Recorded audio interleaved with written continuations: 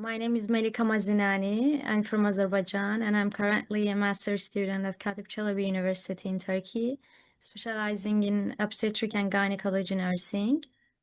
I completed my bachelor's degree in midwifery at Sakarya University, and I have 2 years of experience working in the delivery room.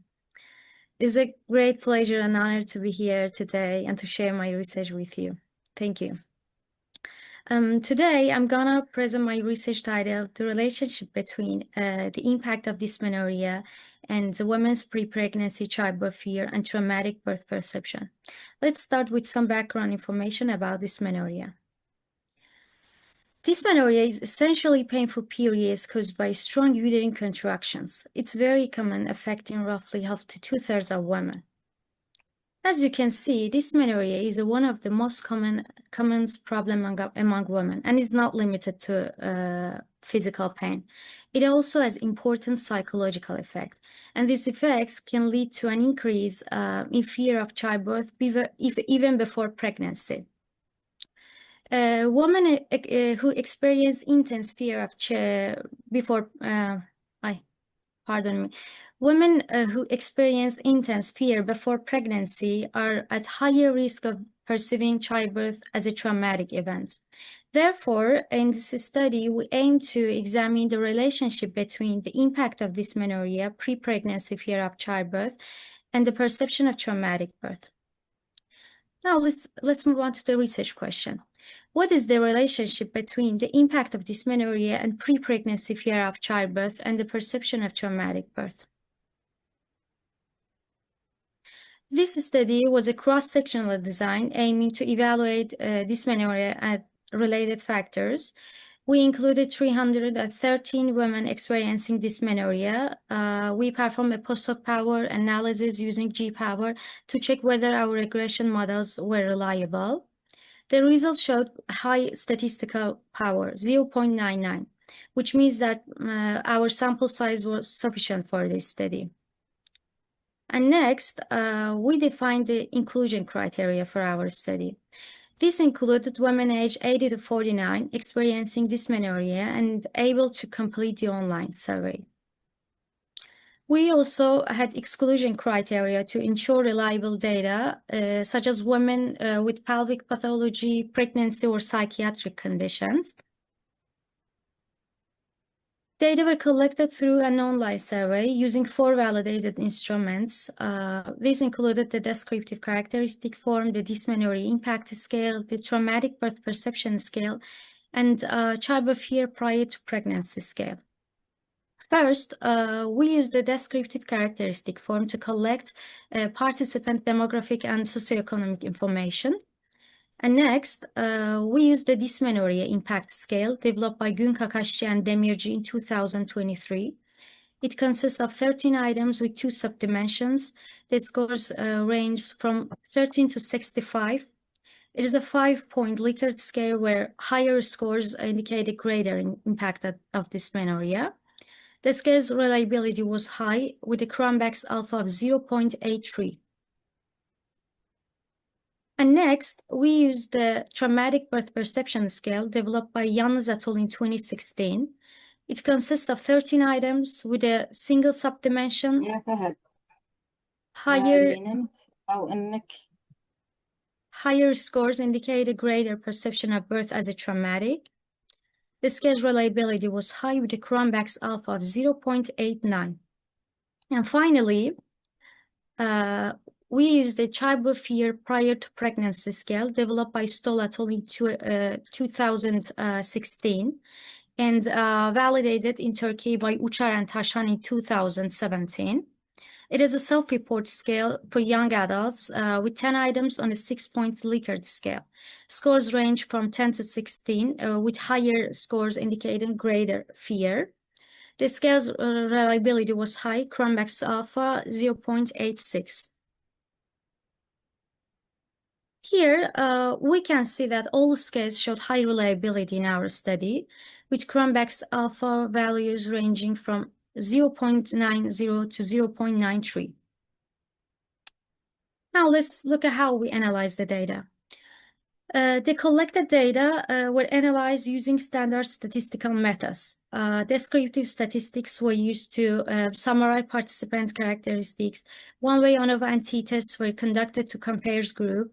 Pearson correlation was used to examine a relationship between variables. And finally, multiple linear regression was performed to identify if the impact of dysmenorrhea could predict childbirth fear and traumatic birth perception.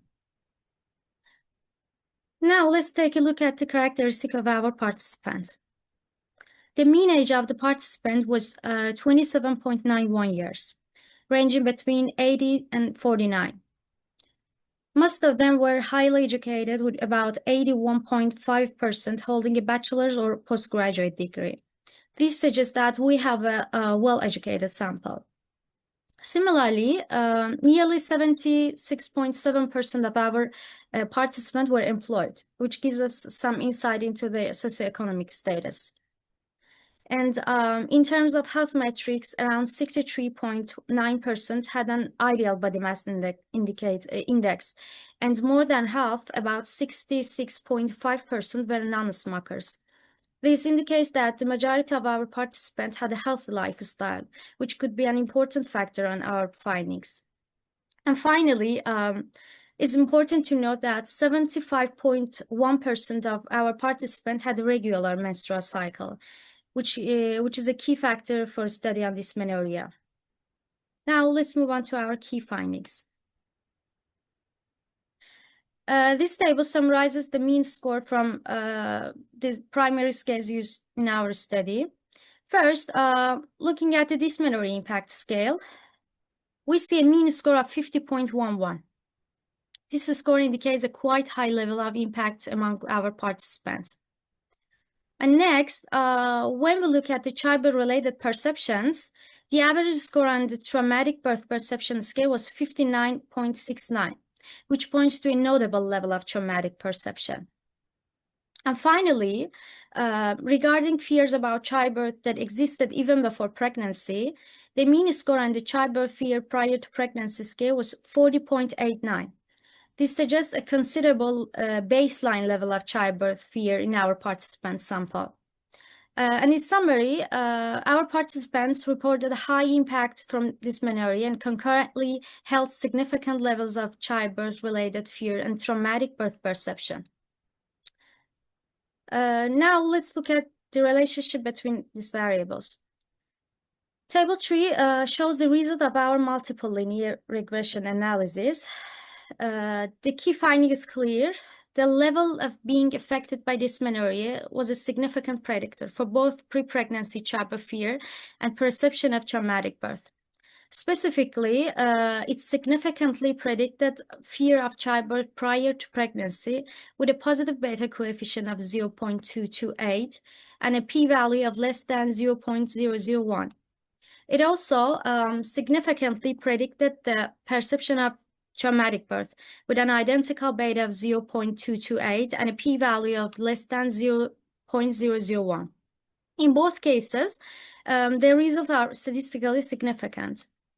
And in practical terms, this means that as the negative impact of period pain increases, so does the level of childbirth fear and the perception of birth as a traumatic, even before a woman becomes pregnant. And the model explained about 11.8% of the variance in pre-pregnancy childbirth fear and 11.6% of the variance in the perception of traumatic birth, indicating a meaningful relationship. So to conclude, our key findings are summarized here on the slide. We found a clear and statistically significant link. A higher impact from dysmenorrhea is associated with greater pre-pregnancy childbirth fear and a higher perception of birth as a traumatic. But beyond this statistical link, what does this truly mean for us in practice? As the second point suggests, this has a significant practical implications. It tells us that we have a valuable opportunity for early intervention. We can see a woman's experience with a painful periods at a critical window, allowing us to screen for childbirth-related fears long before she even becomes pregnant. Now, while these findings are compelling, a crucial part of research is to look beyond the data and understand the bigger picture. We must acknowledge that while dysmenorrhea is a significant predictor, it's one important piece of a much larger puzzle, explaining about 12% of why some women have these fears. This naturally leads us to think about the future. To truly understand the cause and effect relationship, longitudinal studies are the necessary next step to follow women over time. And from there, to develop and test new support strategies that can help change this trajectory towards a more positive birth experience. So, to leave you with one final thoughts that goes beyond the bullet points you see here, the real take-home message is this. A woman's experience with menstrual pain is not just a monthly physical problem. It is a significant contributing factor that can shape her entire journey into motherhood. By truly listening to her story about pain, we can begin to positively influence her story about birth. Thank you for your attention.